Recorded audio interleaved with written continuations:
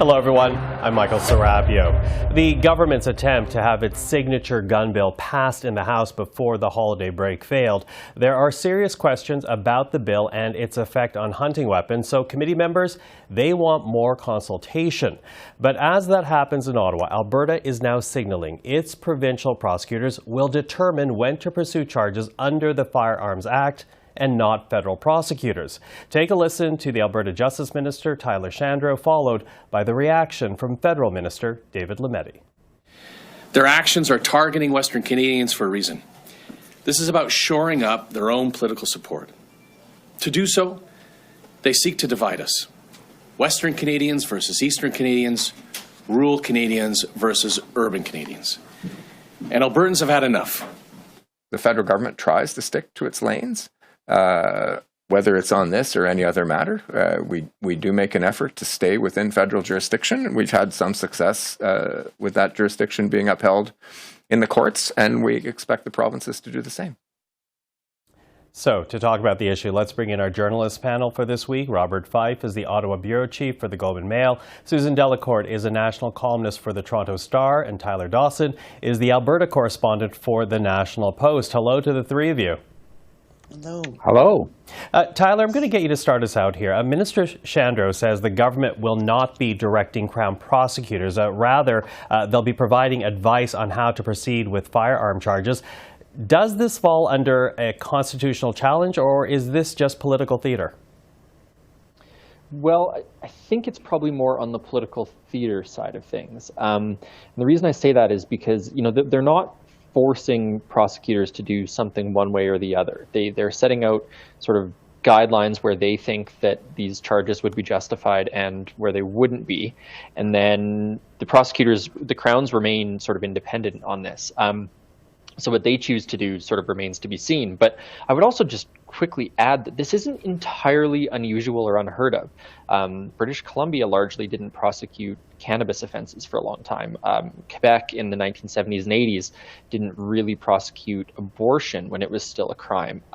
So this isn't totally uncharted territory, but it certainly sets the stage, I think, for a political confrontation. Mm-hmm. And to that, Susan, Ottawa does continue to respond with this kind of wait-and-see attitude. What kind of political hot potato is the Alberta Declaration for the Trudeau government and even the opposition parties? Well, I think it becomes a political hot potato when it feeds into other stories, that, for example, Danielle Smith's bill to, exempt Alberta from, or I don't even know how to put it, to prevent Alberta from going along with the laws it doesn't like. I think you're seeing with Ottawa that it's saying we're going to deal with the people of Alberta. No, we're not going to have government fights. I think you'll hear more of that from them. I don't think they are in the mood for a constitutional fight, and what they'll be framing this as Canadians aren't in the mood for constitutional fights either. Mm-hmm, mm-hmm. Robert, do you think Chandra's statement will have any kind of impact on the Trudeau government's gun legislation? Look, the federal government was boneheaded in changing the legislation at the last minute to include the kind of hunting weapons that are used by hunters and the Inuit and farmers. These are guns that are used by people who live in rural areas, who like to hunt or like to make sure that if they're farmers that they can shoot coyotes or whatever, maybe preying on their livestock. And certainly it's the weapons that are used by the indigenous people who like to go hunting for moose or for seal or whatever.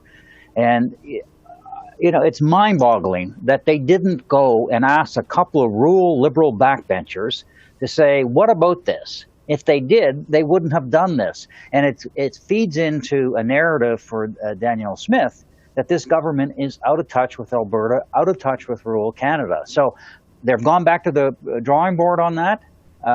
But it's the federal government's fault in this one, where I think they really overplayed their hands because they didn't think it through.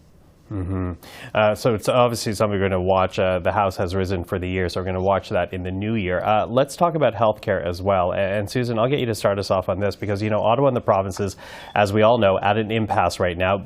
But to hear it from Minister Duclos, the health ministers have some kind of a deal or perhaps basis of a deal to move forward. So Susan, is this impasse also political theater? I am wondering how this is going to be sorted out. I'm of two minds at the moment. There is obviously some sort of impasse, whether it's theatrical or just logistics. I don't know whether it's going to be solved by a meeting between the First Ministers. I'm starting to think that this government is going to handle this the way it has done childcare deals, for example, with one deal with each province and building up to some sort of national patchwork program or patchwork reforms of the healthcare system. I do think there is, we saw this during the convoy hearings. Governments talk to each other very differently, apparently, behind the scenes than they do in front of the cameras. So it would not surprise me that there are more constructive discussions going on, as Minister Duclos has hinted. But I still don't know whether we're going to be going to a First Minister's meeting on health or more of a childcare type of arrangement. And to wait and see. Robert, the Prime Minister says he needs a commitment from the provinces to change delivery before any more money flows out. And it has me wondering, what exactly is he looking for here? Are we talking about national standards? Are we looking for specific policy planks? What exactly is Trudeau waiting for?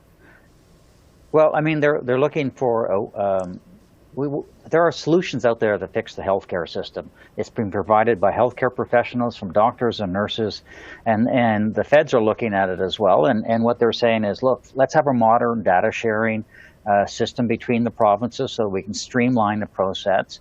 Let's make sure that we can figure out a way to recognize foreign credentials of doctors and nurses.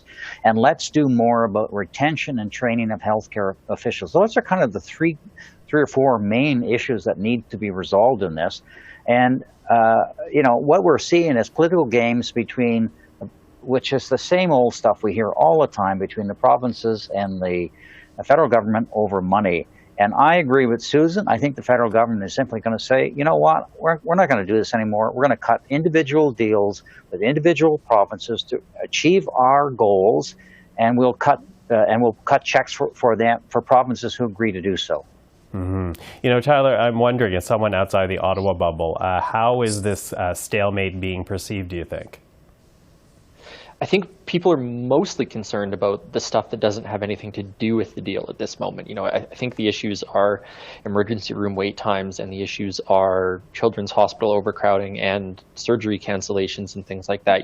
I think to some extent, at least the people in my life who've had contact with the medical system recently, they're not paying all that much attention to what's going on between the health ministers. They're far more concerned about the level of service and the care they're getting when they need it. So I think those two issues have the potential to merge in the months ahead.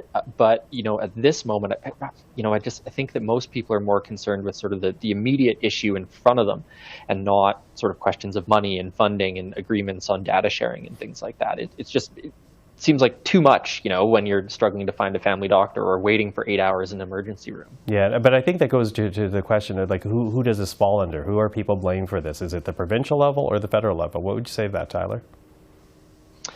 Well, I think it probably varies a little bit by province, if I had to speculate. But certainly in Alberta, I think a lot of the blame is falling on the provincial government. There is sort of this healthcare reform attempt going on in Alberta right now. There has been a really ugly relationship between the government and doctors for quite some time. The pandemic handling or mismanagement, depending what sort of side of the question you're on, still lingers. So I do think here, at least, it's the provincial government that is getting the brunt of it. But of course, that could change. If the province starts saying, well, look, we can solve these problems if Trudeau comes to the table, all of a sudden that becomes a pretty different perception, I think. Okay, so another one that we're watching for, and really we're going to watch for a lot because, as I said earlier, the House has now risen for the holiday break. They are back at the end of January, and since this is our last panel before the new year, I'm kind of wondering what each one of you will be watching out for in 2023. There's already talk of a cabinet shuffle. Of course, we're going to wait for the Rouleau report. Robert, start us off. What are you watching out for? Well, I want to see what the government, what Chrystia Freeland is going to do in the budget. To set out a framework for an industrial policy. Look what has happened in the United States. President Biden has announced billions of dollars to manufacture microchips and chips in the United States. He's brought in massive infrastructure legislation to be able to rebuild American roads and cities. And he has brought in this enormous package. It's called the Inflation Reduction Bill, but it's actually about green technology, electric cars, the whole gamut. And, you know, this is going to mean that the United States is going to be an epicenter for potential economic growth and a revitalization of its manufacturing base. And we better get ahead of this. Because we can't let it all go to the United States. So I think we need to match this in scope and in vision, and we'll see whether they do that in the budget. Susan, what are you looking for in 2023? A few things. I'm glad Bob mentioned the states. I'm looking for a Biden visit. Joe Biden has not yet been to this country as president. He came as vice president. I'm looking also at the relations between the government and its opposition parties. I want to see if the Liberal NDP deal holds. And I also want to watch the evolution of Pierre Poilievre as Conservative leader. We've already seen that there's been a tone shift from how he ran for opposition, and I want to see the continuation of that education of Pierre Poilievre. Mm-hmm. And Tyler, what are you looking out for?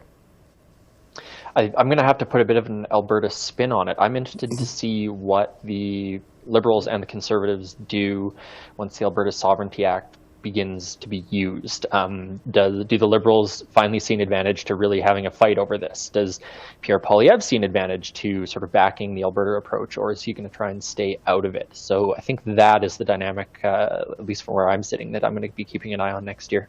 Well, you're not alone. Many people across the country will be keeping an eye on that as well. Listen to the three of you, to Robert, Susan, Tyler, thank you for the time today. Have a happy holiday, and I'll bug you to join us again in the new year. Happy holidays to you. You too. Happy New Year. Happy holidays. Thank you. Take care.